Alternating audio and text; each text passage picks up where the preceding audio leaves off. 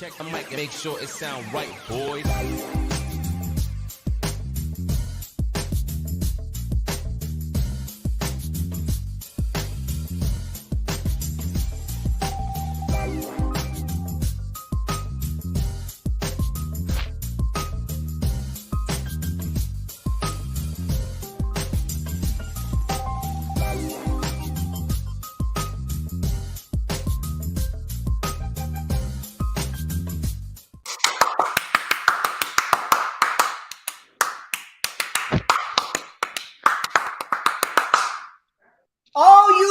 Time it is. It's time to turn up on a Thursday because, ladies and gentlemen, I'm the one and only DJ Storms, and I would like to welcome each and every single one of you to a very special edition Thursday stream. We are streaming live on 4 different platforms, 6 different accounts, and we got a loaded show tonight, as of course, you already know who I am, Mr. Controversy and the operator of the best damn Twitter handle,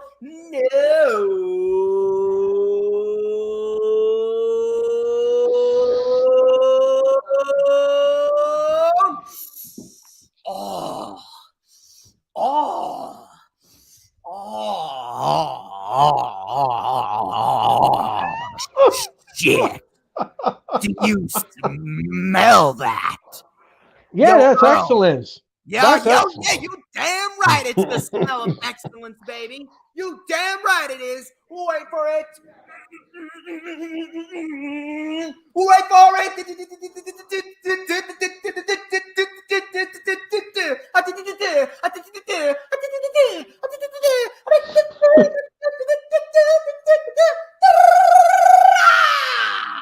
To mankind!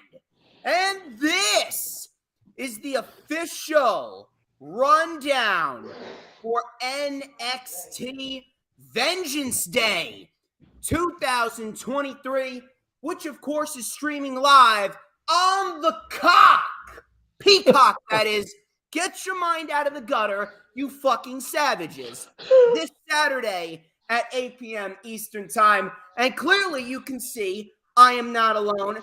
Back with me once again for the second straight week in a row. I was actually on his show a couple weeks back, so it is only fair that I return the favor. He is a lifelong wrestling fan, hardcore sports wrestling analyst member of the group, and a DJ Storms Posse member, senior administration member of the DJ Storms Posse Facebook group, and more importantly, he's a good friend of mine. Ladies and gentlemen, Mr. Earl Cole. How you doing, brother? I'm doing well, DJ Storms, and for most of you who don't know me, here's my signature. Now with the hottest show in the universe, The Wrestling Experience, with your host, Earl Cole. Acknowledge me. Coming at you with all the dope shit, freshest WWE content, and also the AEW. You are now watching The Experience, The Wrestling Experience. Now with your host, Earl Cole.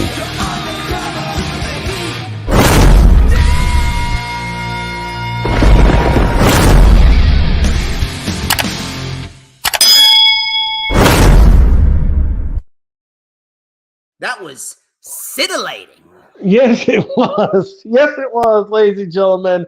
And of course, ladies and gentlemen, I am the host of the Wrestling Experience with Earl Cole, which happens each and every Thursday night. But tonight, ladies and gentlemen, I've taken a table of my show, and my show will be back next week. But tonight, here I'm on the DJ Storms Posse page. And of course, ladies and gentlemen, I'm here with DJ Storms. We're going to discuss this Vengeance Day NXT, and we're going to be discussing AEW Dynamite, who took place last night in Dayton, Ohio. And of course, AEW made their debut last night. So I'm excited about this. I'm excited about Vengeance. I'm excited about everything else that's happening. And we finally, ladies and gentlemen, got a build pay-per-view. Yes, ladies and gentlemen, the Elimination Chamber is around the corner. It's just 2 weeks away on Saturday night, February the 18th, President's Day weekend, and it's going to be fabulous.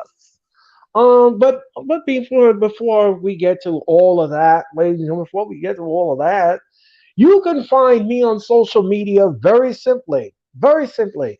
Follow me on Twitter at WWE Earl C. That's WWE Earl C on Twitter. Instagram, you can find me at Earl C99. And of course, I'm always on Facebook. You can find me there. And of course, I'm a member of the DJ Storms Posse page, which I am a senior administrator of the page. I give you news, rumors, and reports each and every day that the wrestling experience gets. We get it too, and we bring it out to the airport as well. So that's how you follow me on social media, Facebook, Twitter, and Instagram. So ladies and gentlemen, like I said before, I'm the host of the Wrestling Experience. I'm also the host of the Raw Watch Along, which happens each and every Monday night here on the Hardcore Sports Network. Follow them on Twitch at Hardcore Sports One. Follow them on Instagram at Hardcore Sports. Follow them on Twitter at Hardcore Sports. And of course, you can subscribe to their YouTube channel on the Hardcore Sports Network and hit that like button. Give DJ Storms a like. Give everybody that's on the content a like. And of course, subscribe, subscribe, subscribe. We greatly appreciate it. DJ Storms, I'm ready to serve with you. Thank you so much for bringing me here. You are hot. Your brand is hot. Your audience is hot. And I'm ready to go. Thank you so much for this opportunity. And thank you for the invitation, my friend.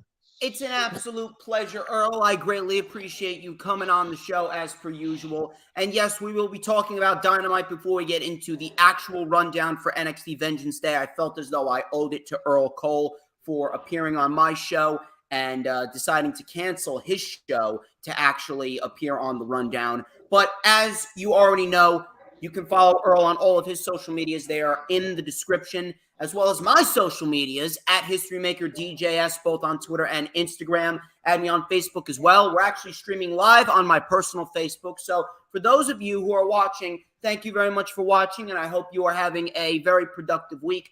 Please make sure that you send me an email for any collaboration requests and business inquiries. My email is, of course, StormsTakeOver@gmail.com. Please make sure that you like the official DJ Storms business page, and I may just send you an invite to join the official DJ Storms Posse group on Facebook. That is, all those links are in the description. Please, please, please make sure that you check out all of the Hardcore Sports social media pages, because we are looking to be the #1 brand in all of sports analytics. We're going to take it to the top. We're rising quicker. We're rising quicker than the soda in the bottle when you drop mints in it. We're rising to the top, and we're getting ready to fucking explode, because we are the hottest brand in all of sports analytics, and we are creeping up towards 300 subs. So please make sure you subscribe if you haven't already done so. Thank you all for all the support that you've been showing me with the recent ISPW vlog and the rundown for the Rumble, the rewind for the Rumble, especially last week, because we had some technical difficulties with the Lightning Flash update and the rewind. But holy shit, you guys showed up and you guys fucking showed out. Nearly 200 views for both of those shows. So I greatly appreciate everyone. Congratulations. Yes, thank you very much. I've been uploading a lot of shorts, and the shorts have been blown up as well. Thank you all for watching the shorts as well. Please, please, if you haven't already done so, please make sure that you like the video, like the stream, no matter where you're watching it from, whether it be Facebook, Twitter, Twitch, or YouTube. Please make sure you share out the stream on all platforms, social media. And if you're watching on YouTube, when you subscribe, whether it be to my channel or the Hardcore Sports channel, you hit that notifications bell with a huge coup de grace, because then you're going to know whenever I pop up on YouTube. Because whenever I pop up on YouTube, oh, baby, it is the best time to be on YouTube. And I'm going to tell you why. Because it's the only time that you are going to get to see this, oh, so glorious sideburns. Oh, yes. and this beautiful mustache right here. Hey, Earl, you know what time it is? Oh, yes, it is. Yeah, comb time. Oh, yeah, the magic ace comb, because I am the ace of the IWC, and we're going to light it up right here on a Thursday night with a little and a dash of and a whole lot of because like New York strip steak with some Sweet Baby Ray's, a barbecue sauce, and a side of taters, I am just so good. Because people know that I'm the tastiest snack in the IWC. Everybody wants a piece of me. Oh, yes, absolutely. Anyway. Enough of the self-brand promotion, the advertisements. We're going to get straight into the festivities here. Let's talk about Dynamite first. Dynamite has been hitting all the right strides, and Tony Khan has been hitting all the right buttons since 2023 began, and we are looking at a great build towards Revolution. Revolution is starting to take shape, and last night's show was no different from the recent string of Dynamite and Rampages that we've been getting, and we got a great show last night. We got a fantastic show. What were your thoughts on the overall show that we got? I thought that the show was fantastic. I thought the build was fantastic. The main event was a banger. Yes. Even though it was one-sided, but it was a banger. Yes. I mean, last night AEW Dynamite, they proved to be nothing short of sensational last night. We got a tremendous heading build towards Revolution, and I'm looking forward to Revolution. I'm looking forward to March the 5. We're going to have fun with that. But last night, AEW Dynamite was great. I had no issues with none of the matches. I thought they were good. Everybody had a good time. Everybody did their part well in the match. Every little nuances and everything like that. Before we get into the matches, I just want to let everybody know that I had invited DJ Storms to come back on the Wrestling Experience. DJ Storms is coming back on the Wrestling Experience, ladies and gentlemen, on Thursday, February the 23rd. February the 23rd, DJ Storms will return. And on that night, ladies and gentlemen, we have a massive show because not only we're going to recap AEW Dynamite, but we're also going to rewind the Elimination Chamber and discuss that as a whole. So get ready, ladies and gentlemen. It's going to be a huge show that night. It's going to be massive. I have 2 rewind shows in one show, and it's going to be massive. So, ladies and gentlemen, don't miss that because it's going to be great. I cannot wait to have him back on the show. The last time he came on my show, ladies and gentlemen, he gave me the views and he gave me the subs and everything else that came in between. When we come together, ladies and gentlemen, me and DJ Storms, it's almost like peaches and cream come together, and it's just so good. It's so like good. Mega Powers, Hulk Hogan and Macho Man Randy Right. Savage. Exactly. Anyway, so Dynamite. Dynamite. Let's go to Dynamite. Yes. Let's talk about what we got over here. We have Jon Moxley and Hangman Adam Page. They kicked off the show. And just like the last 2 matches, expect no different from these 2 individuals. Excellent wrestling match to start off the show. It was physical. It was hard-hitting. Now, the one thing that I was questioning is how were they going to inevitably end this match, specifically because I thought we were going to get the rubber match at the pay-per-view. But it looks like we'll get the 4th and final match at the pay-per-view. And I have my predictions on where these 2 men inevitably go from here. But we got a great match. Like I said, hard-hitting action here. Moxley bled as per usual. We got some great spots with the moonsault and the pop-up powerbomb through the table. And Jon Moxley just going back to the same lariats that knocked Page out in their first ever matchup. Right. And Page, he thought that he had it with the buckshot lariat, but he did not. And inevitably, Moxley kicked out. Page locked in the bulldog choke, and Moxley, considering that he knows how to counter it, he rolled it up into a leverage pin for the easy win. Not I wouldn't say the easy win, but the inevitable win, and he just barely survived Adam Page. Afterwards, the BCC, Blackpool Combat Club, they came out and Page and Moxley got into a war of words before Page just walked out. Now, I would like to believe that this will end at Revolution, and I'm going to make a prediction here. I think it's probably going to end in a Texas death match, because that is pretty much their version of a last man standing match, and like they just won't stay down. Neither man will stay down, so in order for this feud to end, it needs to be a scenario where one man is able to keep the other man down for the count of 10. And that's where I believe that this will inevitably end. And afterwards, I can see Page moving on to MJF at Double or Nothing after MJF beats Bryan at Revolution, because that match, Page and MJF, that is a match 4 years in the making. If you remember, it was the first ever Double or Nothing event in 2019. The first ever AEW match was the Casino Battle Royale, and it was Adam Page lastly eliminating MJF to move on to All Out to fight Chris Jericho. So, with that logic, it would only make sense for Adam Page to inevitably fight MJF in the main event of Double or Nothing, just like they fought 4 years ago in the opening bout on the buy-in pre-show at Double or Nothing. That's where I can see Adam Page going after this feud is inevitably over.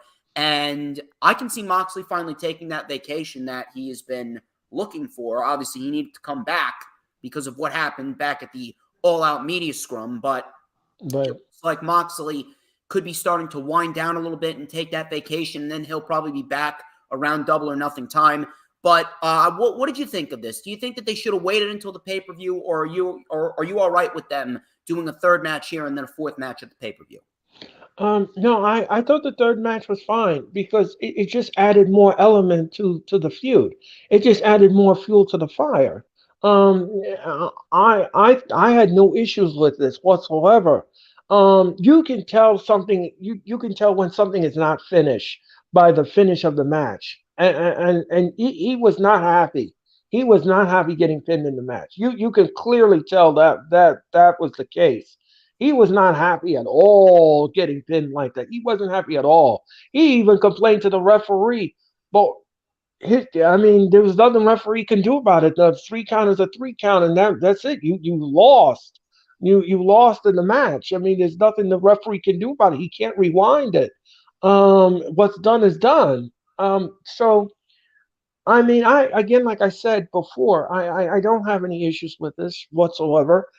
This adds more powder keg to the TNT Dynamite, and then the two of them are going to explode, like you said, in a Texas death match, and then we're going to get to the end of this road with these two, and then they, like you said, they'll just go and fight in different programs and different people, and then that'll do it. That will solidify anything, and then we're going to get the one-upsmanship. Well, where can you see both men going? Do you see them going where I said that they were going, or do you see different routes for them? No, I don't see anything different. What you just said was brilliant. I'm not going to argue with that. I wouldn't argue with that logic whatsoever. I think that's the logical thing to do at this point. There's just no other. I don't see anything else to put them in there, to fit them in. So yeah, good stuff. So from that, we move on. We had a little sit-down interview for about 30 seconds with the Bunny and Jamie Hayter. And the Bunny challenged Jamie Hayter to an eliminator match next week on Dynamite. And I don't necessarily mind this, mainly because of the fact that Jamie Hayter could bring a fucking plastic doll to a 4-star match. She's that fucking good. So look, if you're going to give me Jamie Hayter beating the shit out of someone on Dynamite, I am not going to complain one bit. But the main thing that happened here was what happened in the parking lot, because Britt Baker got to the parking lot and Saraya and Toni Storm attacked Britt Baker in the back. And this then bled into another segment later on in the trainer's room where Ruby Soho was actually checking on Britt Baker. And there is a little bit of tension there, but I don't know. You think Ruby Soho is starting to warm up to what Britt Baker said? the one thing that I will say about this, and the one thing I like about this, is it's not predictable. There's multiple layers to this whole storyline, and right now we have the two teams. It's Tony and Saraya, and then you got Baker and Jamie, and everyone else, we're waiting to see where they fall. Sheeta looks like she's going to end up siding with the originals, but Ruby Soho, it's kind of a different story. We don't know where Ruby Soho is going to land. Is she going to land with the ex-WWE individuals, or is she inevitably going to land on Britt Baker's side? It wouldn't really make too much sense if she landed on Britt Baker's side, but Ruby Soho has not been seen with the ex-WWE individuals who have tried to kind of manipulate her to join their side. But I like what they're doing here, and it is definitely interesting to see where everyone is going to fall into place, and it could inevitably lead to a 6-man tag or 6-woman tag at Revolution. We could get Jamie, Baker, and Soho versus Tony, Saraya, and Sheeta. And maybe at that show, maybe we get a double turn. Maybe Sheeta sides with the originals, and maybe Soho sides with the ex-WWE women. But it's definitely intriguing, and I do believe this will inevitably lead to a blood and guts match. But what did you think of this little segment, this little mini storyline they had going throughout the show? Where's Ruby Soho going to end up? Is it predictable, or is it more on the side of I'm waiting to see where she ends up because I don't know? Yeah, I like that first statement. I'm really looking forward to see what's happening here, because if you remember the match, I think it was 2 weeks ago. After the match, you remember how Willow Nightingale got the stew beat out of her? Yes. And I was kind of like, is this a heel turn or what is it? I was a little confused about the whole thing. And with these six women, I'm not sure who's gonna go which avenue. Who's the baby face? Who's the heel? I mean, who's turning heel? I mean, I have no idea. It's like a territory war. Yeah, I mean, it's like I don't know which side of the fence is going on here, but I'm intrigued. I'm intrigued by the whole thing because I want to know what's the next page. It's almost like a good storybook novel. You want to know the next. You want to know the next chapter, and that's exactly what What I'm trying to get to, is the next chapter. I want to know where everybody fits in here. And remember, we still don't have. Remember, folks, we still don't have a number one contender for Jamie Hayter's title for Revolution. So we don't have that yet. So there's multiple ways that they can go. I mean, I can see Soho potentially getting it. Maybe that's another layer to the story that they add, because Soho's been on a winning streak. Soho's undefeated in 2023, or maybe Rosa comes back. Maybe Rosa inevitably sides with Britt Baker. That's what I'm trying to figure out. I'm trying to figure that out because we still haven't had a number one contender yet. And I'm trying to figure out where everyone is going to go in this scenario. So I'm sitting back. I'm taking all the data in. I'm taking all the segments in. I'm taking it all in, and I'm trying to figure out exactly what's the next shoe that's going to drop here. And that's what I'm trying to figure out here. Because it's intriguing. It's very intriguing, and I'm invested in it, by the way. Yes, absolutely. So it's definitely something that we're going to keep our eyes on. But I do want to see Jamie Hayter defend that championship at some point rather than just competing in eliminator matches. I can definitely see a match with Ruby Soho, and maybe we get a title match with Ruby Soho before Revolution, and then that could be the turning point for Ruby Soho after Soho beats or Soho loses rather to Jamie Hayter, and then maybe that will tip Soho over the edge, and then she sides with the ex-WWE individuals. That's definitely something. I'm just throwing it out there. It could happen, but we're gonna move on from that. We got the Acclaimed. They took on a bunch of jobbers. They made quick work. The Arrival, the mic drop, that was it. But the important thing is what happened after the match. The Guns came out. Good heat. Crowd was chanting ass boys.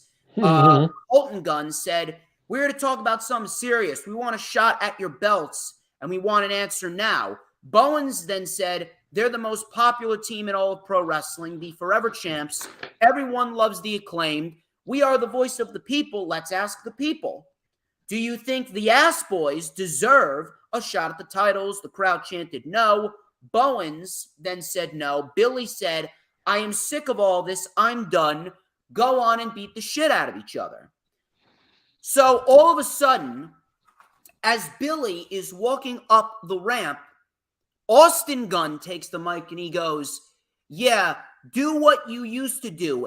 Go and walk out on us. Do what you used to do and drown your sorrows in the bottom of a pill bottle. Now, I don't know what you've been paying attention to lately or if you've connected with the Guns lately, but I gotta say, Austin Gunn, he's not the best, but he's a damn good promo. I think Austin Gunn knows how to be a fucking dickhead. And that's what I like about him. He knows that he's hated. He's got a punchable face. Same thing with Colton, but Colton I don't think has enough bass in his voice yet. But Austin Gunn sounds and he moves and his mannerisms just it has dickhead written all over it. Yes. That's what I love about what the Guns are doing. I'm a Guns fan. I like what the Guns are doing. So Billy Gunn, he went back. His mic glitched out on him, so Bowens gave him another mic. He said, no, look at me. You said it. You want to put on your big boy pants now? You think you had what I had?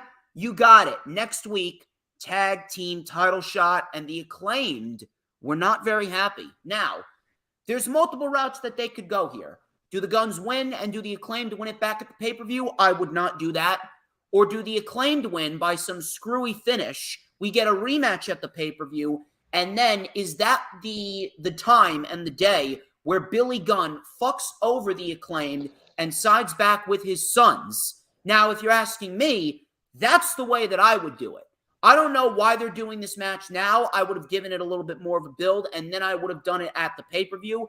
But they're doing it now. We're probably going to get a screwy finish, and maybe afterwards, the Guns will inevitably get another match, and the Guns will inevitably beat the Acclaimed for the tag team titles. And I have no issue with that because it comes full circle. It was the Guns and the Acclaimed and that partnership, that short-lived partnership, that ended up getting both teams more over than they were before. The Acclaimed ended up being the baby faces. The Guns ended up being the heels. And with the Guns winning, it's a beautiful shoe-in storyline after they beat the Acclaimed and the titles are transferred and the Acclaimed had a solid run. The Acclaimed have had a nice solid run. They've beaten a bunch of solid tag teams. They've had great matches. They're over as shit. The Acclaimed can now chase for a little bit, and they'll still be as over as they were. The Guns are now champions with Billy Gunn by their side. They're over as heels, and they're hated for all the right reasons. This is a shoe-in storyline for FTR to come back if they do resign, and I do believe that they will resign. If they resign with the company, they can come back because the Guns took them out. The Guns beat them on one of the last Dynamites of 2022. So FTR can now come back and beat the Guns for the tag team titles. It's beautiful storyline continuation right there. Again, I probably would have waited to do the match at Revolution instead of doing it next week, only to do a second match. But that's just a minor criticism. I like this back and forth between the Acclaimed and the Guns. And again, everything just comes full circle. It's long-term storytelling, and the Guns seem to be two of the handful of stars that seem to be the breakout stars of the year. And it's always fun to see who in AEW is going to be the breakout stars each year. In 2021, you had Darby, you had Jungle Boy, you had Sammy. In 2022, you had Jamie Hayter, you had Daniel Garcia, Wheeler Yuta, Wardlow, the Acclaimed. This year, you got the Guns. Who else is going to be the next top-tier breakout stars? And that's what I love about what AEW is doing. So the Guns, I think the Guns are going to be made into new stars. I agree with the entire assessment. I agree with the assessment. Because I said this on my show with Jeffrey Turner, when he was on the Wrestling Experience. I said I smell a screw job here. I think what's going to happen is here. I He's going to go back to his sons. He's going to go back. He's going to screw the Acclaim out of the titles, and that's exactly what's going to happen here. That's the road I think they want to travel on. Again, I was very shocked at the way that they booked this, and they're going to have the title match next week on Dynamite. I had thought that they were going to wait till Revolution, but however, like you said, and I agree with your assessment, I think we're going to get a screwy finish. And they're going to complain, and they're going to bitch, and they're going to moan, and they're going to whine that they were screwed out of the titles, and they want a rematch. Then after that, I think we should have a stipulation then. And Yes, I think 2 out of 3 falls would work. maybe. Maybe. I would say that, or you can have 2 referees, one on the inside and one on the outside, so that there's no screwy What if hating. Billy Gunn is one of the enforcers? Right, That's right, interesting. What if Billy Gunn's he has to choose? right, exactly. So I mean, any one of those scenarios would work. Any one of those things would work. Either way, I'm liking the Ass Boys. Yes, I think they're very entertaining, and they're getting yes, booed for all the right reasons. right. So I would say do a screwy finish, let them bitch and moan about how they were screwed about it, and then we make a stipulation out of it. You either have Billy Gunn as a special guest enforcer on the outside, or or you do 2 out of 3 falls. One out of the two will work. One Yes. out of the two. Mm-mm. So from there, we go into one of my personal favorite matches of the night. It was Brian Cage versus Konosuke Takeshita, Yes. aka Take a Shitta, which is like it's my new favorite thing right now. MJF is a national fucking treasure. It's my new favorite. Take a Shitta. Brilliant. It's fucking brilliant. I did not even think of that shit, but when you look at his name, it does look like Take a Shitta. MJF is a national treasure. I fucking love the guy. But anyway. Anywho, But this was a great match. This was yeah, a fantastic match. Brian Cage has looked like an absolute beast in the last series of matches that he's had with Danielson and Willie Mack and then Jungle Boy and winning the Ring of Honor World Six-Man Tag Team Championships with the Embassy. More Brian Cage on TV.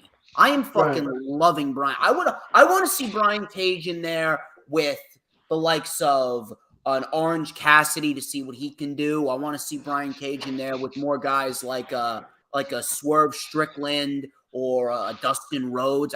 He can have a great match with anyone. And then forget Right. about Takeshita. I mean, Takeshita, this guy, I'm telling you right now, Takeshita will be one of the handful of breakout talent that is made into new stars in 2023. The Would guy is you fucking unbelievable. would you put him in a TNT title match?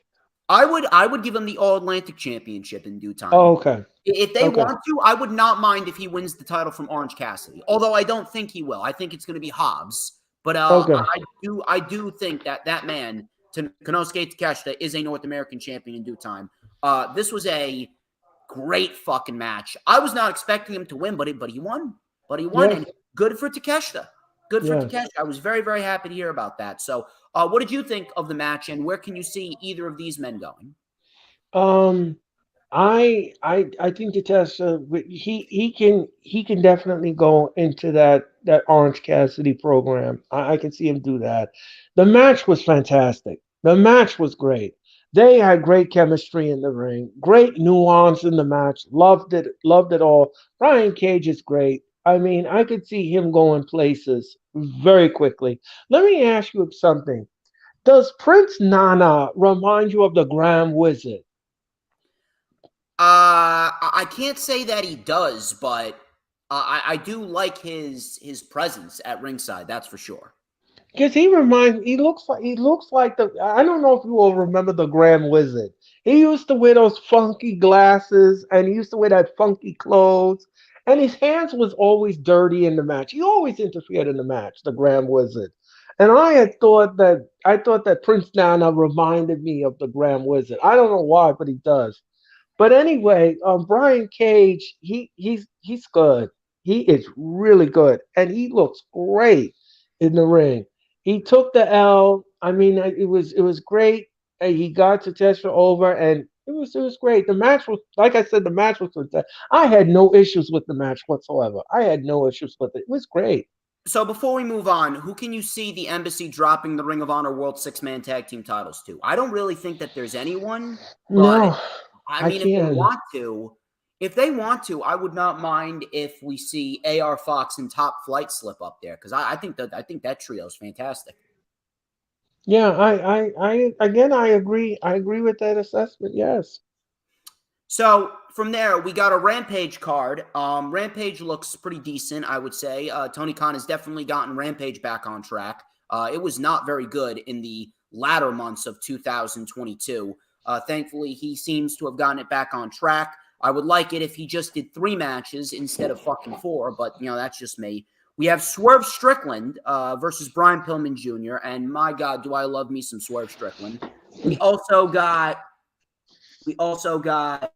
the Elite. They're defending the Trios Championships against Isaiah Cassidy, Matt Hardy, and Ethan Page, which should be interesting. I'm not really sure when the inevitable breakup of Hardy and Page is coming. We also have Roosh and Christopher Daniels on Rampage. Good shit. I love me some Roosh, El Toro Blanco. And then we got Soraya and Tony Storm in action as well on Rampage. From there, we went into Timothy Thatcher and Bryan Danielson, and this was a very good wrestling match. Timothy Thatcher really isn't all that exciting, but it's a Bryan Danielson match. There's no way it was going to be bad. This was pretty solid for what it was in the end. And Bryan, once again, gets past another challenge. His final challenge will be Roosh next week. And holy shit, I mean, I'm telling you, Bryan is legitimately AEW's version of Sheamus. Banger after banger after banger after banger. I love it.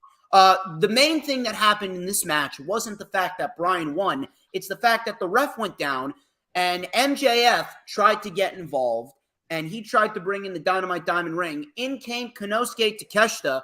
We got ourselves Konosuke Takeshita and MJF next week.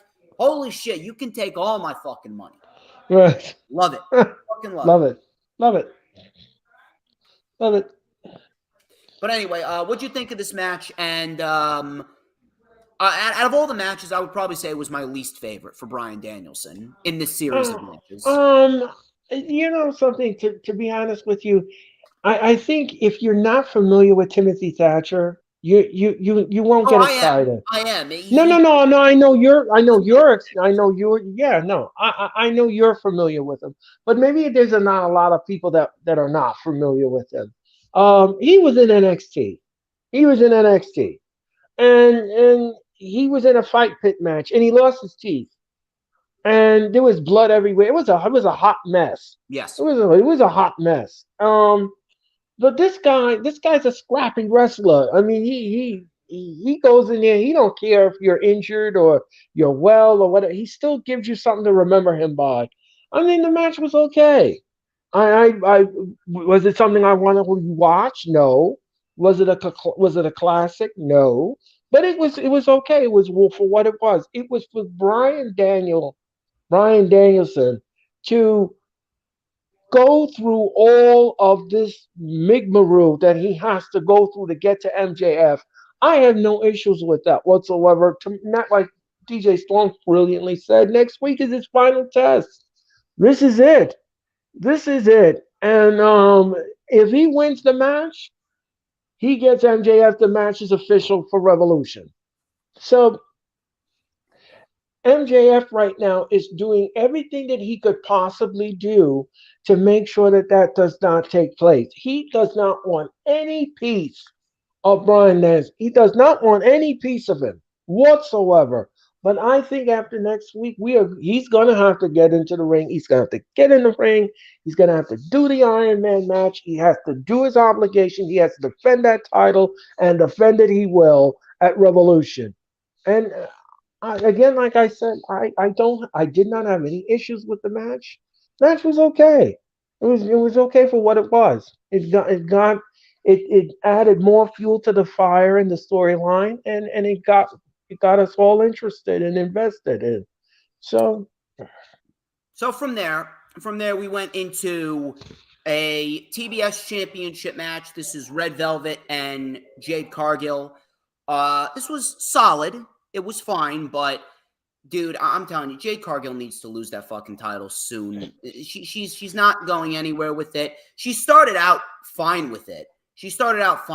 But they have not done anything with that championship that has been original. And Jade Cargill has seen her day. It is really best that we get that title off of Jade Cargill, and Jade Cargill takes a break. So that way we can get some new blood in the TBS Championship title division. Serena Deeb and Chris Statlander are my top two picks to take that title off of Jade Cargill. But if both of them are injured, I think both of them may be injured. If you're asking me, I would probably bring up Mercedes Martinez and see what she can do. Probably get that title on her. But as of right now, dude, we need to get that title off of Jade Cargill. Match was solid. Not their best match, but it was solid. Red Velvet, obviously, she's great at what she does. Jade Cargill is very good when she's paired with the right talent. And this was pretty solid for what it was. Nothing too over the top. Velvet was using her quickness against Cargill. Cargill used her power. Cargill powered up Velvet and turned her around into a Jaded, which looked very, very nice. And Jade Cargill retains as expected. That was pretty much it. Really nothing to go back and rewatch, but it didn't hamper the show. But holy shit, dude, we got to get that title off Jade Cargill. yeah, I agree with you. I think that this 50 and 0 thing has run its course. Yeah.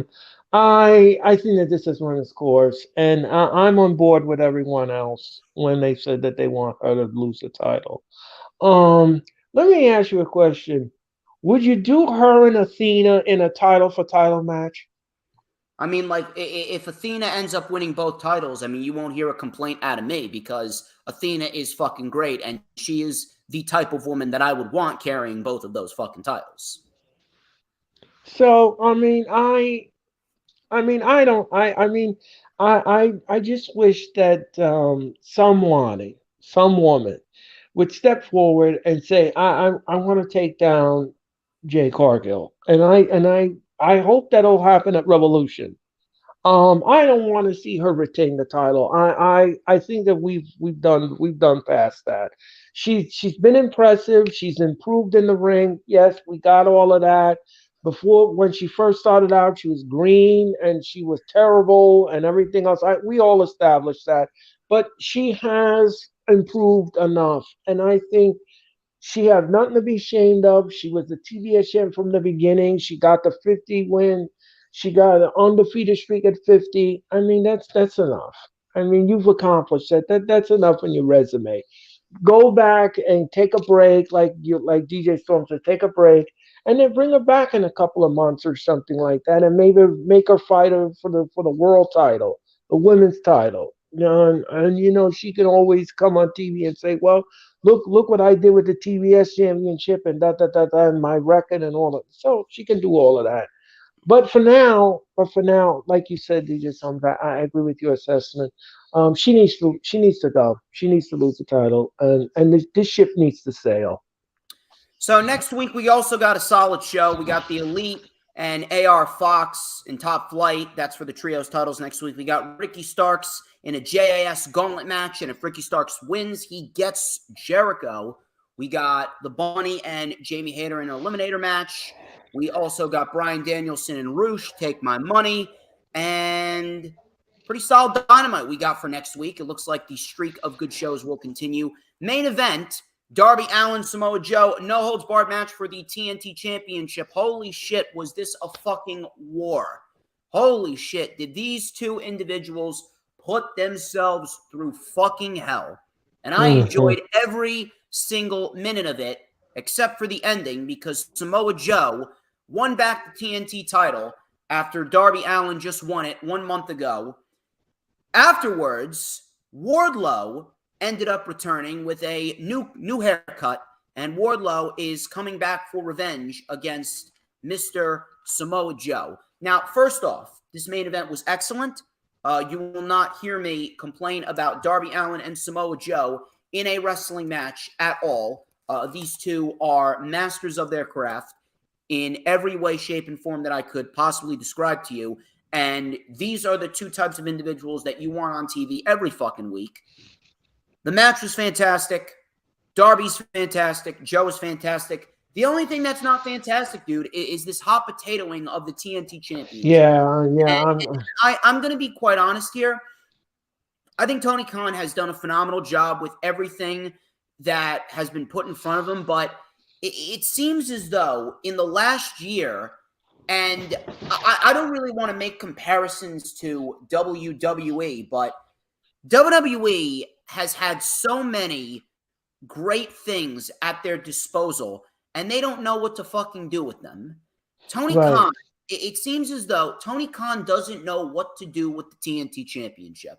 You flip-flopped it back and forth between Scorpio Sky and Sammy Guevara. Then Wardlow finally had it. He shouldn't have lost it when he lost it. You ended up stumbling upon Samoa Joe, he was doing wonders for that title. Then Darby won it. He shouldn't have won it. Darby won it. Then Samoa Joe won it back.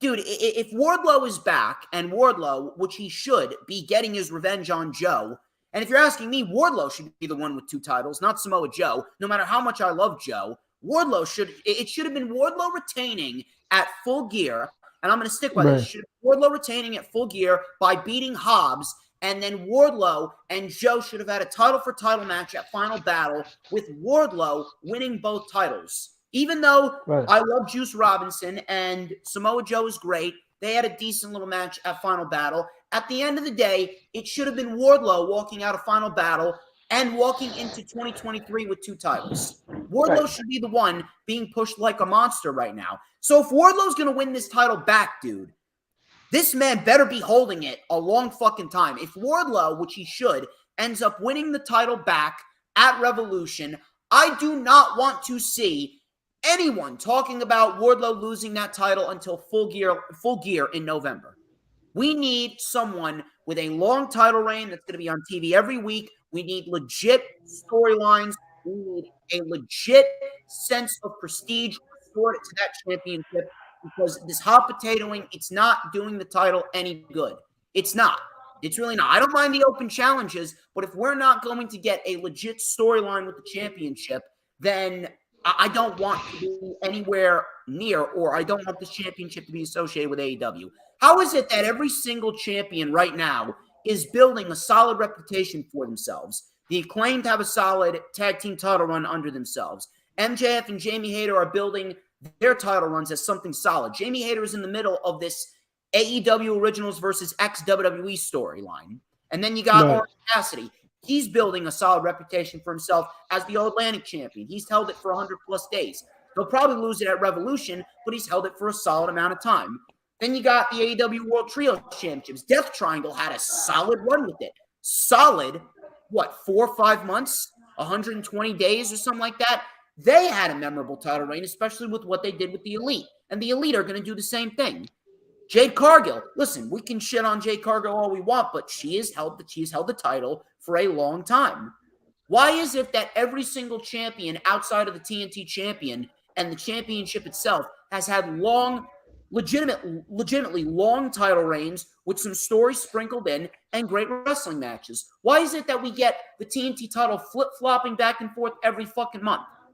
Wardlow, when he wins that title back, he better not be losing that title until Full Gear in November. I don't want to hear anyone tell me otherwise. Maybe title reigns, or maybe holding on to it until the new year. I would be okay with that. Wardlow, realistically, could be a guy that they build up to take the title off of MJF when the time is right, but you need to build him up properly. This better be a reset for Wardlow. And I understand that Tony Khan had some shit going on in the fall. I understand the CM Punk situation. I understand his mother is in the hospital. I understand what happened there. And Wardlow kind of fell by the wayside. But right now, this needs to be a hard reset. We need to have solid direction for Wardlow. We need to have solid direction for the TNT Championship. And we need a long title reign for Wardlow. A long, meaningful, prestigious title reign. Because this flip-flopping shit, it's not working. It's not. Here's the thing. Everybody knows me. I'm one of those hardcore wrestling fans. Okay, I've been a wrestling fan for many decades. Everybody knows that. I don't like flip-flopping hot potato title changes. I don't. They did that with the Raw Women's title. They did that with the women's tag team titles in WWE. I don't like hot potato. I don't like playing flip-flop with the title because first of all, when you do that with the title, when you are hot potatoing with a title, first of all, you lose the prestige of the title. Then you lose the history of the title. Then the title becomes irrelevant. Then it becomes meaningless after a while because you can't focus on a proper storyline for the title. So why create it if you're not interested in building it around it or keeping the champion? I mean, look at Roman Reigns. I mean, Roman Reigns has the Universal title now for 2 years. For 2 years. Plus years. And he's coming up 2 on 1 year as yeah. the WWE champion. Right. I'm not saying every title needs to last a year, but I mean, give him fucking meaning. Yeah, give it a meaning. At least give him 5 to 6 months. Well, that's what I mean. I mean, give him enough time for the audience to marinate on the champion. If you're not going to hold that title past 100 days, don't give said individual the championship. There should be no title reign that lasts under 100 days. Right. No. And I agree with your assessment because I don't like playing hot potato with titles. I just don't. It just ruins the mystique of the title. It just ruins the history. It ruins everything. I mean, even the person holding the title, you obviously don't care about the person because if you did, you would make them retain. But when you are stripping them of it and then you give it back to them and then they're stripping them of, if you wanted to give Samoa Joe the title, then Samoa Joe should have retained the title in Seattle against Darby Allin. Darby Allin should have never won the title in the first place, if that's what you wanted to do. If you wanted Samoa Joe to be the title holder and have 2 belts, walk around with 2 belts, then that should have been it. That should have been the end of it. That should have been the end of it. He should have retained in Seattle, and then we could have kept the train moving.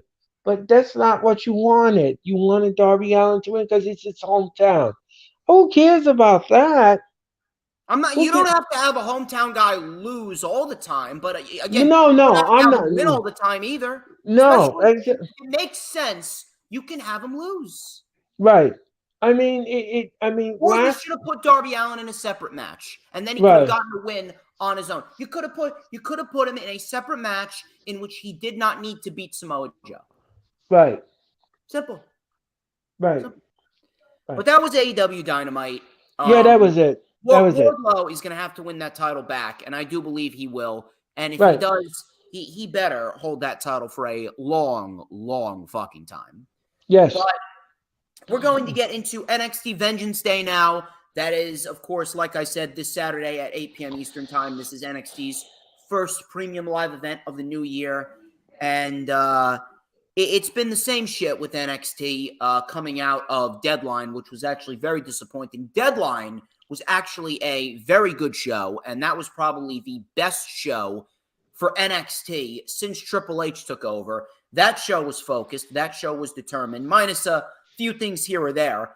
But we ultimately ended up getting a very solid show in the end, very good show to end the year for NXT, and they didn't follow up on it.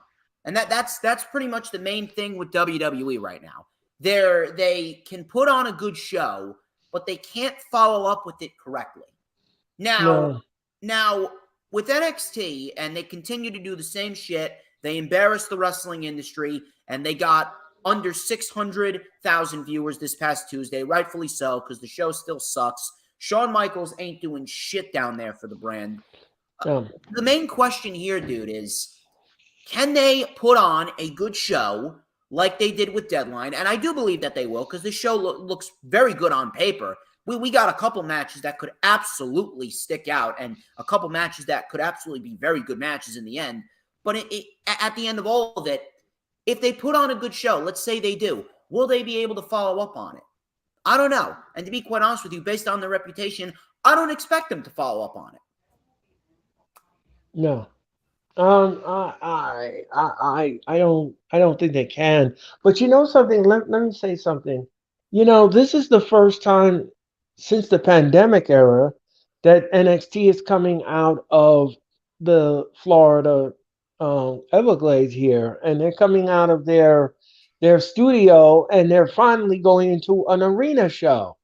Even though the ticket sales are sluggish in Are they? Charlotte. I haven't kept up to date with them. How bad are they?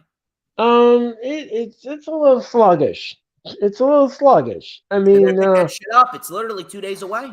yeah, it's a little sluggish. It needs a little boost. Not a good market is Charlotte, but you know what? No, Hey, it's not that Charlotte's not a good market. It's that NXT sucks. right. So anyway, ladies and gentlemen, that you know that's there's a lot of seats available. Trust me, and I looked on Ticketmaster. There's a lot of seats available. So, They're gonna need to dim those fucking lights. yeah. So I don't know what the WWE is going to do with that. But anyway, they'll probably tell you it's sold out and it's filled to capacity and all of that, like they always do in every WWE show. But anyway, I think that this show needs to deliver because Yes. this is the first arena show that they've had since the pandemic. The pressure's fucking on them. Yeah, the pressure is on them, so they have Deadline was very good. We'll see if they can do the same thing. But even if they do the same thing, I don't expect them to follow up. I don't. Yeah, but you NXT know, so weekly TV sucks. yeah, I know. I mean, but the thing is that I watch it, but I don't cover it. right. I just think that this is their big test. They're in the classroom, and the most important test is in front of them. Can they deliver an A instead of a D or an F? Can they deliver that? Because, like I said, We'll see we're what gonna happens. see what happens. We do have 3 matches specifically that look to be standouts. We'll talk about one of them right now. Wesley versus Dijak. This is for the NXT North American Championship, and I mean, if you ask me, this is an NXT TakeOver worthy match if I've ever seen one. You put this match in front of an NXT Black and Gold crowd in front of 15,000 fans, and they would absolutely tear the fucking house down. And I think that they're going to tear the house down too. I really do. I think that this is probably going to be one of the best matches of the night. And you know what? If they wanted to, it could end up being a match of the year candidate because both of these guys are fucking fantastic. But the main concern here that I have is how does Dijak lose? How does he lose? Because Wesley hasn't held it for that long of a period. He hasn't had a short title reign. He's held it since October 22nd. He just surpassed 100 days as champion. But I mean, you know, you could give him a little bit more time with the championship. But I mean, how do you have Dijak lose? If anything, I would have saved this match for Stand and Deliver. They could end up still doing that, but how exactly do you have Dijak lose after he had this character change? He's a stone cold killer, and he's undefeated. Now, the only way that I can see Dijak losing is in the same fashion that Cross lost to Mysterio last week on SmackDown. They could do that with a cheeky roll-up and shit like that. but I don't know. I don't know. Do we see some fuckery go on? Is it going to be a case where Dijak gets rolled up and Wesley catches him off guard? Is there going to be some fuck finish where it's a DQ or a count out? I don't know. But again, I don't see how Dijak loses this match. I really don't. If anything, I do see a North American champion. I wish that Wesley would hold it a little bit longer, but I don't see any other way that this ends other than Dijak winning the championship. I don't know. What about you? I agree with the assessment. The both men are going to bring it. The both men are going to do it. But like you said, how do you make this guy lose? How do you make someone lose that's undefeated? I mean, I don't know how that's going to work. You could have a double disqualification. You didn't do that. But that wouldn't work too well. It's supposed to be a pay-per-view. Right. You can like you said, you can do a count out. That'll probably work. You can have him get rolled up and then his feet is on the ropes and the referee doesn't see it. You can do something like that. I mean, there's just so many ways that you could book the match. But you know, I don't know. I think that these two men are going to bring it, and I think it's going to be a good match. It's going to be a solid match. It's going to, and they're going to bring each other the heat in this match. And like you said, I don't know how this is going to work with the finish. How is this going to work here? Because maybe Dijak gets rolled up in the end. Who fucking knows? But again, I don't see how he loses. How does right, Dijak lose? right, This is what he came back to NXT for, a career rejuvenation. And it sucks that Wesley could very well get short stick. He's going to get the short end of the stick, but I don't know. So who do you got? I don't know. I see Dijak winning. yeah, I agree with your assessment. I think that Jack is going to win this match. Yes. So from there, let's talk about the match that I think I'm looking forward to this match the most. Apollo Crews and Carmelo Hayes, 2 out of 3 falls match. If you want to go out of your way to watch this show, just go out of your way to watch the show for this match. That's all I'm saying. Just go out of your way to watch the show for this match because I'm telling you, these two are absolutely going to fucking bring it. These two are absolutely going to bring it. These two could end up stealing the whole show. These two could end up stealing the whole show. Now, I see this being correlated with the main event because I see this as an unofficial number 1 contenders match to see who's going to fight the NXT champion. And he doesn't need it, but I do believe that Carmelo Hayes is inevitably going to take the victory here. Even though he doesn't need to win the NXT championship, I do have a feeling that they're building towards Carmelo Hayes and Braun Breaker at NXT Stand and Deliver. And yes, I kind of gave away my prediction for the main event, but we'll talk about that a little bit later. But at the end of the day, I see Carmelo Hayes as the guy that's going to be leading the NXT brand into the spring and the summer, which I have no problem with because Carmelo Hayes, he is a fucking main event guy. He's a main event guy. He's a guy that you build the fucking company around. And he's what, 24? Not even 25? The guy is as accomplished as I've ever fucking seen a man. The man is legitimately the second coming of Ricochet. He's fantastic. So if you're asking me, I don't see this match playing out any other way than Carmelo Hayes getting the win. Now, I personally would have given Crews the NXT championship. That's just me, though. We'll see what happens with Apollo Crews. Maybe Apollo Crews goes after the NXT North American Championship afterwards. That could definitely be a solid place for him. Maybe he's in the NXT North American Championship ladder match at NXT Stand and Deliver. Who knows? But I see Carmelo Hayes winning this match, and I do believe Carmelo Hayes is going to be the next challenger for and will inevitably be the NXT champion and the NXT title holder. I agree. I think Carmelo Hayes is going to win this match, and I think both men are going to bring it. I love 2 out of 3 falls matches. I'm a fan of them. As long as they're booked correctly and they're done correctly, I'm a fan of it. If you do poor booking in this match, I'm not going to be happy with this. Um, but you know something? Let me just go back to something. First of all, Apollo Crews, he's got a new lease on. He got a new neon lease on life here. Because when he was in the main roster, his gimmick was just I'm glad terrible. he's back in NXT. That's for sure. I'm glad. Yeah, yeah. I mean, his gimmick was just terrible. The Commander Aziz and all. I just thought that was just. It It started off wasn't. fine. It It started off started fine, and off then they ruined it. fine. Then they Yeah, ruined and yeah, they ruined it, and it's just. It just it ruined his star power. To be honest with you, it just ruined him. And I'm glad he's back in NXT because that's where he belongs. That's where he thrives in the most. And I think he's gonna thrive in this match. He'll give Carmelo Hayes a run for his money, but in the end, Carmelo Hayes is gonna come out on top. And I think the two of them, they're just gonna tear the whole place down. I mean, they're just not going to. They're not just going to be lazy in the match or whatever, and only one person's carrying the person. These two men are gonna bring it. They're gonna bring each other the heat, and I'm looking, like you said, if this was just one match on the card, and you said to me, "This is your pay per view," I was like, "Well, that's fine. That's fine with me. I'm happy with it. That's fine.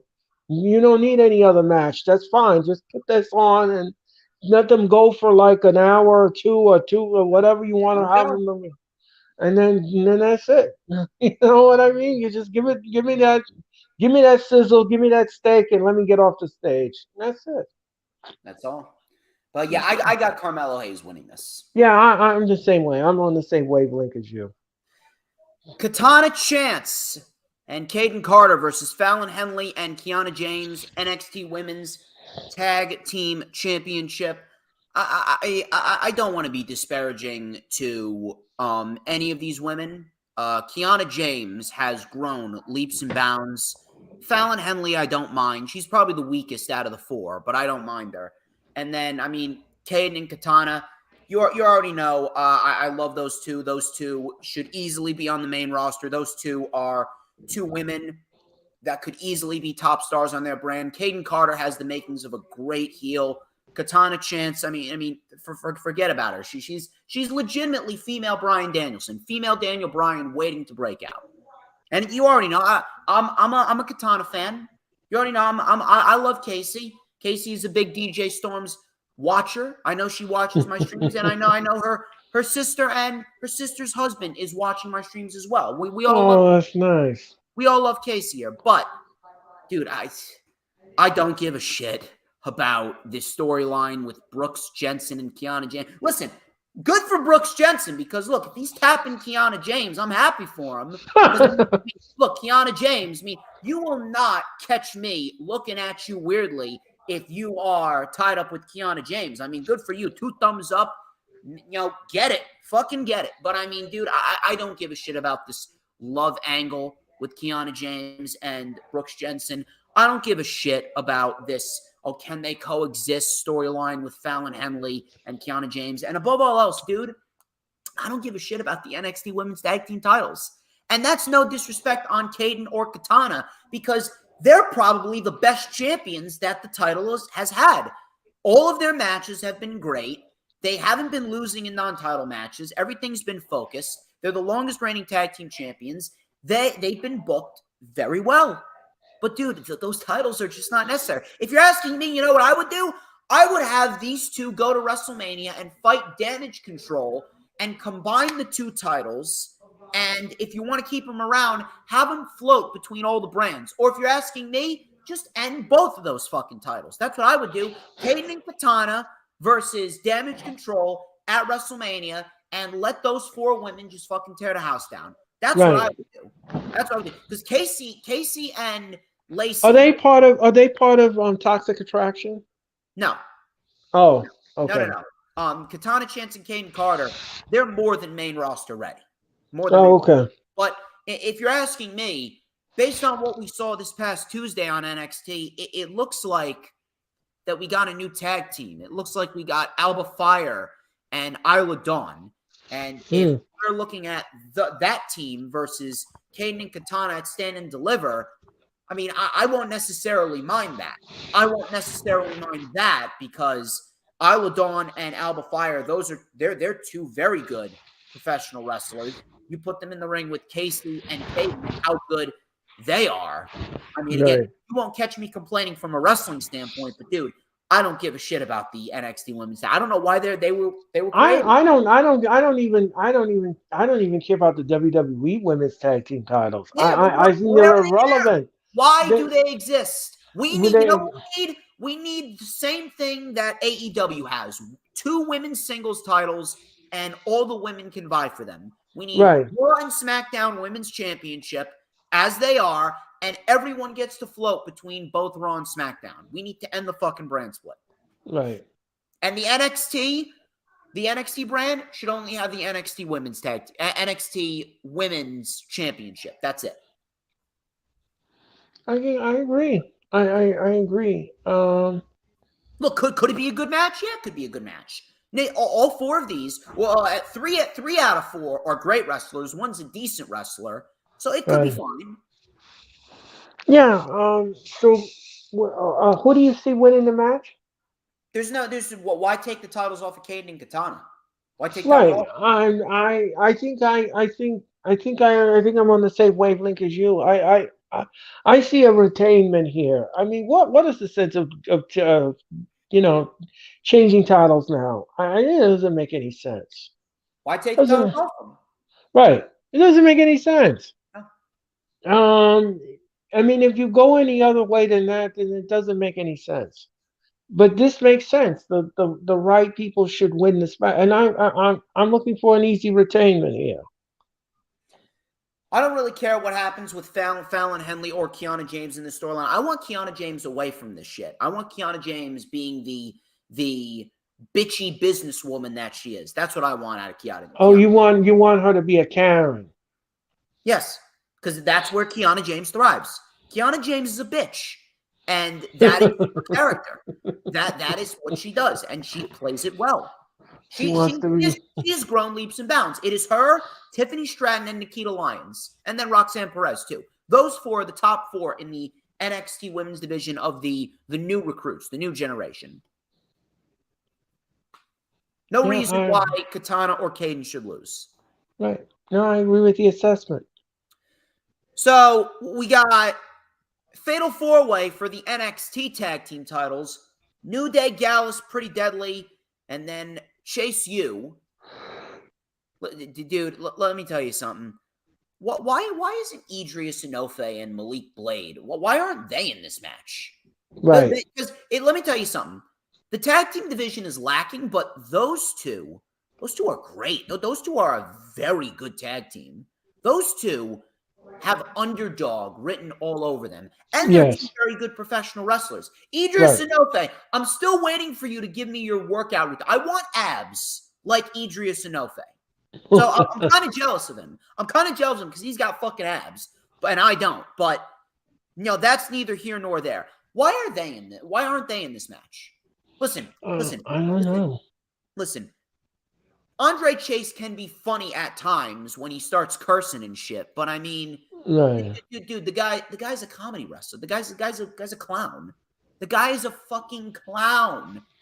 So you wouldn't take him seriously. This gimmick is going to be served on a silver platter to Solo Sikoa, and he's going to Samoan spike this gimmick to undercard purgatory. Andre Chase will never be anything but a jobber when he gets an enhancement talent. He's an enhancement talent. Why is Duke Hudson tied up with this storyline either? Duke Hudson should be the second coming of Wade Barrett. Duke Hudson should be the second coming of Wade Barrett. He should be there kicking ass. He should be there throwing his weight around because he's a big, muscular guy. He could be a solid intercontinental champion, a solid U.S. champion. Why is he tied up with Andre Chase? The only way that I see this playing out is Duke is finally going to say, I've had enough of this sweater, bowling shoe wearing clown, and I'm going to ditch him. That's going to be it. Who the fuck wants to see a grown man wrestle in a sweater and bowling shoes and khakis? It's just like Wendy Chu. It's like Wendy Chu. Well, not as bad as Wendy Chu, because Wendy Chu and her character is unbearable. But I mean, seriously, he's a fucking loser. Andre Chase, though he may be funny, the guy is a comedic loser. The guy is a punching bag. Why is he on this show? He's a jobber. He's a jobber. Now, all the other teams are much different. Pretty Deadly, I could do without the over-accentuation. I would like more seriousness from Pretty Deadly, but they're a very good tag team. New Day's the New Day, but I'm just letting y'all know, they've done nothing for the NXT tag team titles. They're really there because Shawn Michaels got desperate. And Gallus is my favorite. Holy, Gallus is fucking awesome. Gallus is great.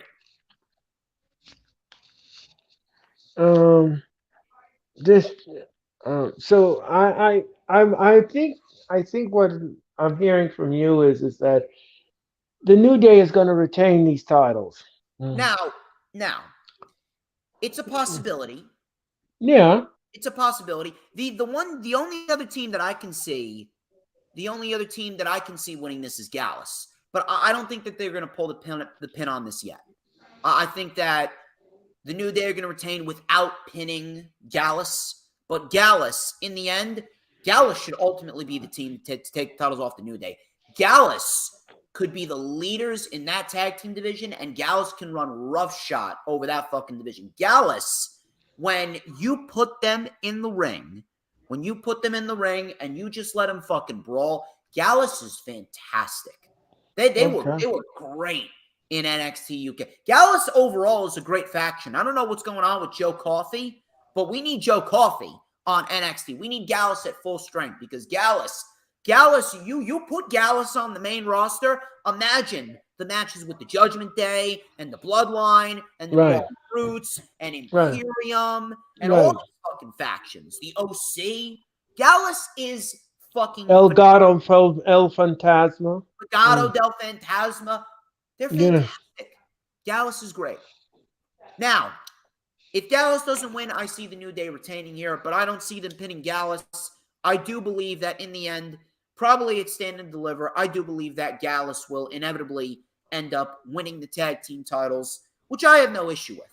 As long as in the end of all this, Gallus ends up winning the tag team titles, you're not going to hear a fucking peep out of me. Right. Just no Andre Chase you. I'm done with you. You want teachable moments? You watch me. You want teachable moments? You watch me. You want fucking retardation? You watch Andre Chase. I swear to fucking God. Oh, God. When he starts cursing and he goes, "What the fuck is this?" I don't care for him. I don't care for him. Teachable moment. Hey, here's a teachable moment for you. NXT sucks. And Chase U sucks. Did you learn anything today, class? Professor Storms has spoken. No, I didn't learn from the class. Actually, I kind of fell asleep during the class. But anyway, I digress. Anyway, Prediction. The New Day retains. Yeah. It should be fun. It should be a fun match. Yeah. I mean, it's going to be for what it is, but I think New Day's going to retain here. Should be a fun match, but I mean, dude, I don't care. I don't care because I don't care about Andre Chase University. If this was just a triple threat match, I would be fine with it. If you take out Andre, if you take out Chase U, then we're fine. But you made the match worse by having Chase U on a pay-per-view because Chase U is a bunch of comedy clowns.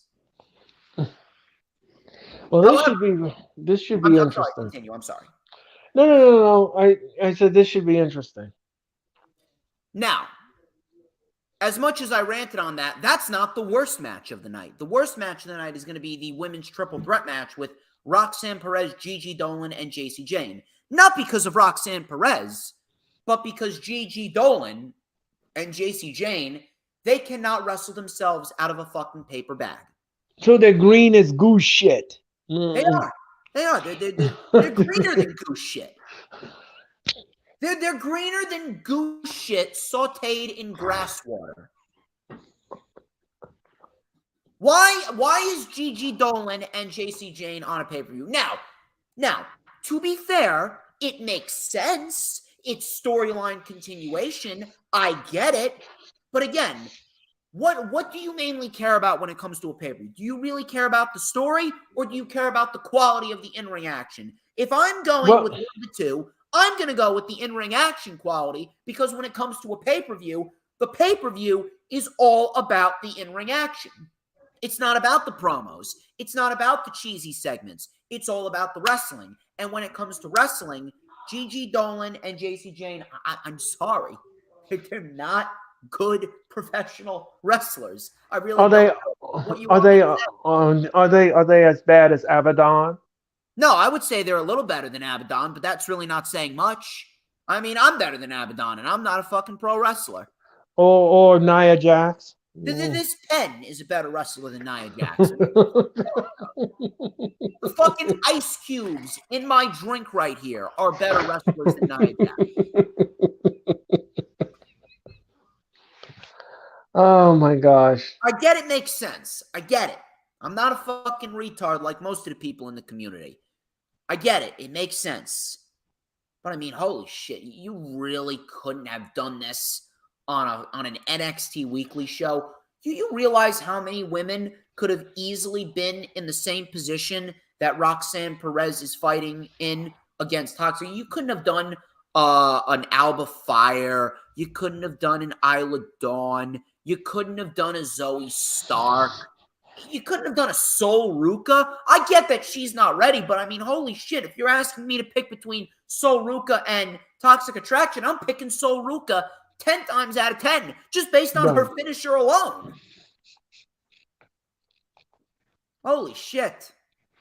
I get it makes sense, but Gigi Dolan and JC Jane, they're sloppy, they're uncoordinated, they're just not good pro wrestlers. I don't really understand why they're in this position, other than the fact that, oh, it's a storyline continuation of what happened with Mandy and Roxanne Perez, which again, I really don't know why they fired Mandy. It's quite frankly, adult website. Yeah, I understand that, but I mean, you could have just suspended her. If anything, you could have easily just suspended her, and you could have said, "Look, if you don't take it down, then we're gonna have to fire you." At least they would have given her a fucking warning. But it was like they just went straight for the kill shot. No warning shot. But regardless, that's neither here nor there. Gigi Dolan and JC Jane, they can't wrestle. And if you think they can, you just say that because they look like fucking porn stars and you want to be in bed with them. I'm sorry. That's just how it is. I do not care about that. When it comes to my wrestling, I don't care about that. Yeah, with Philly Sports Talk podcast, he said, honestly, I respectfully disagree with that take. I'm sorry, Phil, that's the fucking truth. I like you, dude. I think your show is very entertaining, but at the end of the day, dude, those are the fucking facts. You want to deny the facts? Go ahead. I'm sorry. Listen, Toxic Attraction sucks. Outside of Mandy Rose, there was nothing redeeming about Toxic Attraction minus their looks. Gigi Dolan and JC Jane, they're sloppy, they're uncoordinated, and their offense is not impactful. Now, some nights they can be rather smooth, but that doesn't mean their offense is impactful. Their offense is weak. Right. The only thing that's going to be believable in this match is the fact that Roxanne Perez is the smaller individual, and she's fighting an uphill battle. Outside of that, again, I don't care about this match. This is going to be an easy retain for Roxanne Perez, by the way. Roxanne is not fucking losing that championship. I agree with the entire assessment. I agree. But anyway, we're on to the main event right here. This is Braun Breaker, Grayson Waller, steel cage match for the NXT Championship. Let me hand it over to you. Give me your analytical dissection on this, and who can you see winning? Well,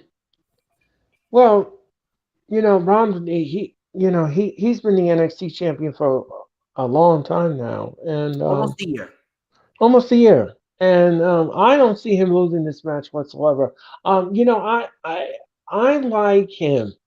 I don't know, for some reason he's grown on me. I don't know why. I don't know what it is, but his athleticism is absolutely fantastic. I like the way he carries himself in the ring, and I like his gimmick. I don't have any issues with him whatsoever. He Being should the have lost the title to Cruz, though. I think like yeah, we're yeah, well well, past yeah, Braun Breaker as the champion. yeah. I agree with that. I agree. I think that Cruz should have won the title, but he didn't. And I think he as champion is good. I I'm going to I'm gonna say he's gonna retain his title. And I again, like I said, I don't have any issues with him. I don't have any gripes or anything. I seen him in action, and he brings it. He brings the physicality, he brings the strength, he brings the power, he brings everything to the table when that light comes on. So yeah, I see an easy retainment here. Yeah, I would have said that Grayson Waller would have won the championship, but after what happened with Cruz and after this 2 out of 3 falls match with Carmelo Hayes, which Carmelo Hayes is absolutely winning, there's no doubt in my mind that that title is being baked and is being prepared to be served to Carmelo Hayes at Stand and Deliver. It will be Carmelo Hayes and Braun Breaker at Stand and Deliver, and that is the one match that we have yet to see out of this new class of NXT talent. One match that we've been waiting for, we have not seen yet, is Braun Breaker and Carmelo Hayes, and they've strategically kept them apart for this specific reason. And I do believe that we will inevitably see Braun Breaker and Carmelo Hayes at NXT Stand and Deliver, with Carmelo Hayes taking the title from Braun. I think that this is going to be a very fun match. I think this is going to be a major breakout performance for Grayson Waller. I'm a Grayson Waller guy. I think Grayson Waller's done fantastic in this pretty boy prick role. But in the end, I don't see him winning. I see Braun Breaker retaining, then going to Stand and Deliver WrestleMania weekend, and we will see a new NXT champion in Carmelo Hayes. He doesn't need it. If anything, I would have Carmelo Hayes be managing Hit Row. But at the end of the day, I do believe Carmelo Hayes is going to win the NXT championship. Yep, I agree. Ladies and gents, we got through it. That wraps up this edition of the rundown for NXT Vengeance Day. Solid stuff all around. I would like to thank each and every single one of you who joined. Thank you, Dee Dee, Big Boy Johnny, Philly Talk Sports, and everyone in between. You guys are fantastic. Thank you to Raphael as well. Thank you to Paul, a.k.a. The Shooter. Thank you very much. Thank you, Peanuts, as well. You guys are great. Earl, as always, thank you very much for joining me. You are fantastic, and it's always a pleasure to collaborate with you. Once again, where can everyone find you on social media? Yeah, sure. You can find me on social media on Twitter. You can follow me on Twitter at WWE That is WWE on Twitter. Instagram, you can always find me at EarlC99. And of course, you can make me a friend on Facebook. And of course, like I said before in the beginning of the stream, I am a member of the DJ Storms Posse page, which, by the way, I am a senior administrator of the page. And of course, ladies and gentlemen, my show, The Wrestling Experience, returns next Thursday night, and I will have a guest on, and we will discuss AEW Dynamite. And of course, join me Monday night, ladies and gentlemen, for the Raw Watch Along with me and Jeffrey Turner. We always turn it out every Monday night. So that is gonna do it for me here in the Cook Pot.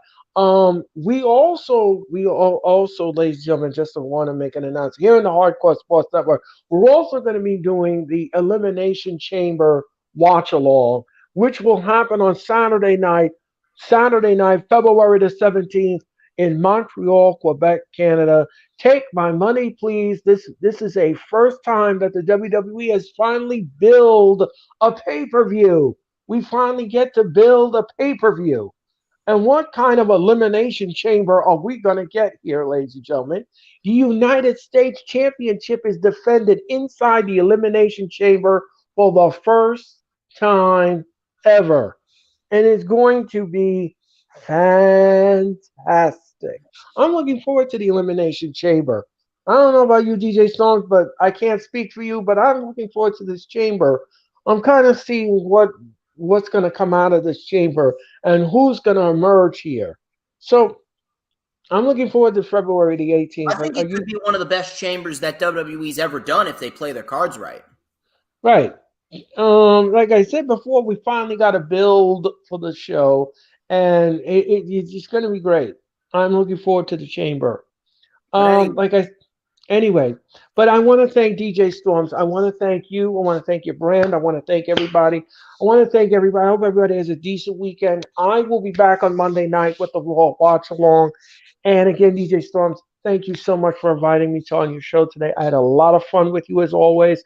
And I look forward to you to coming on the Wrestling Experience on February the 23rd. We're going to rock the house again, and we're going to do it all over again, and it's going to be a lot of fun. So thank you. Damn right we are. I greatly appreciate you. And yes, Philly Talk Sports Podcast, we will do a collaboration at some point. If you want to, you can come on the rundown for the Elimination Chamber. That would be February 16th at 7:30 p.m. Eastern Time. But until then, he is Earl Cole.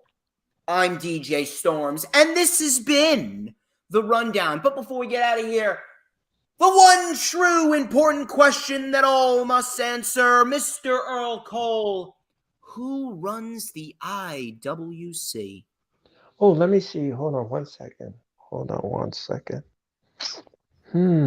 Benjamin Franklin? He's been deceased for about 200 years. I'm kidding, ladies and gentlemen. It's DJ Storms. You're damn right, baby. Who but DJ motherfucking Storms? Don't you forget it.